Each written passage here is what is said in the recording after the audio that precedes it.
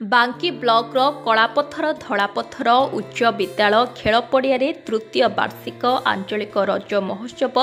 कला संस्कृति सामाजिक अनुष्ठान परदारे 3 दिन धरी धूमधाम पालित होई उद्यापित हो जाइछि। एथिरे अनुष्ठानर सभापति नरेश कुमार साहू सभापतित्व आयोजित सभारे प्रथम संध्यारे बीजेपी नेता शुभ्रांशु मोहन पाढ़ी, द्वितीय संध्यारे बांकीर पूर्वतन विधायक डॉक्टर देवाशीष पट्टनायक एवं उद्यापनी संध्यारे बांकी विधायक देवीरंजन त्रिपाठी, मुख्य अतिथि भावरे जगन्नाथ संस्कृति विशारद तथा प्रवचक डॉक्टर गणेश्वर स्वाई मुख्य वक्ता भावरे उपस्थित रही परदा महोत्सवर आभिमुख्य उपरे वक्तव्य रखिथिले। संपादक रमेश चंद्र साहू वार्षिक विवरणी पाठ और धन्यवाद देइथिले। अंचलर विभिन्न क्षेत्र में सुनाम अर्जन करिथिबा व्यक्तिଙ୍କ समेत बांकीर वरिष्ठ सांबादिक पूर्णेन्दु नायक, सुशांत कुमार नायक, शुभेन्दु महापात्र को श्रेष्ठ पत्रकार सम्मान प्रदान करा जायथिला। ओडिशा सरकारଙ୍କର संस्कृति विभाग पक्षरु सांस्कृतिक कार्यक्रम और स्थानीय कलाकार मानक द्वारा नृत्य परिवेषण करा जायथिला। धलापथरु गंगाधर साहू सहित कलापथरु मानस रंजन साहू रिपोर्ट। खबर हब ओडिशा।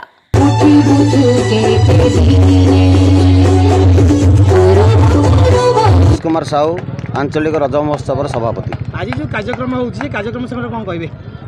आज तो बहुत खुशी लगुच जे प्रबल समागम होता और आज आमर बांकीर विधायक देवीरंजन त्रिपाठी महोदय आज मुख्य अतिथि रूप जोग देते सहित आमर बांकीर चेयरमैन सरपंच समस्त अतिथिवृंद को आम स्वागत संबर्धना जन। आज रज महोत्सव प्रकृत लक्ष्य कौन?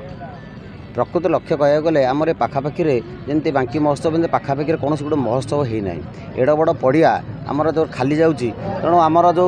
आखपाखर 20-25 ग्रामर युवक मानू नहीं आम गोटे नूतन महोत्सव गोटे परिकल्पना करूँ जहाँ प्रथम आम 8-10 दिन भितर ये सब परिकल्पना करके आम साकार करूँ। आशा करूँ लोक मान द्वारा यहाँ आदृत हो। आज जो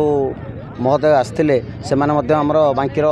एमएल महोदय सी कहते आमर पड़ियार नवीकरण कराइबे और आगे जो जो साहाय्य सहानुभूति से आमको जोगेदेवे बोली आज मीटिंग जनसाधारण मेसेज दूसरे रज हूँ भाईचारार संपर्क भाई भूमि संपर्क सबू प्रकार पर्व को पालन कराए कि रजटा गोटे मौज कराए आमर जो मौज कराए स्त्री लोक मानक झील पिला आम जो रेस्ट दौ गोटे मनोरंजन कार्यक्रम ये अंचल भाईचारा वृद्धि करने अंचल भाईचारा वृद्धि करने रज को आम सबुदिन मन रखापी आगामी दिन में यहाँ महोत्सव रक्षा देवाई आम समस्त गोटे प्रयास करूँ। रमेश चंद्र साहू परदा कला संस्कृति द्वारा आयोजित होता आंचलिक रज महोत्सव मो सेक्रेटरी अच्छे छोट छोट कुनी पिला आरंभ कर बड़ कलाकार मानकर कलाकृति सांस्कृतिक मनोभाव सहित सांस्कृतिक उपस्थापना विभिन्न कार्य अनुष्ठान कर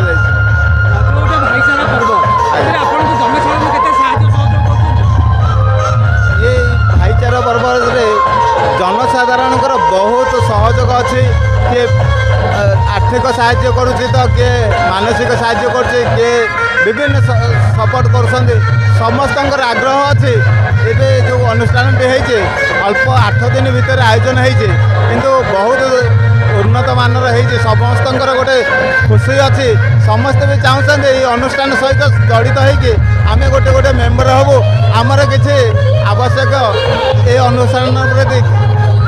रहा आगामी दिन में आम लक्ष्य रखीचु यही अनुष्ठान को लेकिन आम आगू आगू बढ़ू ये अंचल चाषी व्यवसायी एवं महिला मानकर किभली भाव में महोत्सव द्वारा से व्यवसाय ठार आरंभ कर आर्थिक उन्नति हो पार एवं समस्ते सुरुखुर भाग नहीं विभिन्न सोशल माध्यम हो कि विभिन्न व्यावसायिक अनुष्ठानिक हो से निजर इनकम टाक के बढ़े पारे से चालीचलन टाक आनंद उत्सव समाहित कर महोत्सव श्रेय